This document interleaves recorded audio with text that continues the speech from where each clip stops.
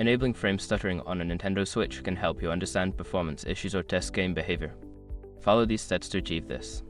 Step 1. Access System Settings. Navigate to the home screen and select the System Settings icon. This will open the Settings menu where you can adjust various options for your Nintendo Switch. Step 2. Select TV Settings. Scroll down the left sidebar and select TV Settings. This section allows you to configure how your Switch interacts with your TV, including resolution and refresh rate. Step 3. Adjust Resolution. In the TV Settings menu, look for the Resolution option.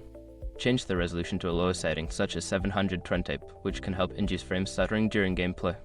Step 4. Modify Frame Rate. While still in the TV settings, check for any options related to frame rate or refresh rate. If available, set it to a lower refresh rate, which can contribute to frame stuttering. Step 5. Test with the game.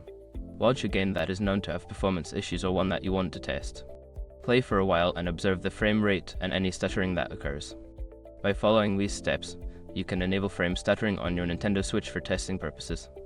Always remember to revert your settings back to normal for regular gameplay.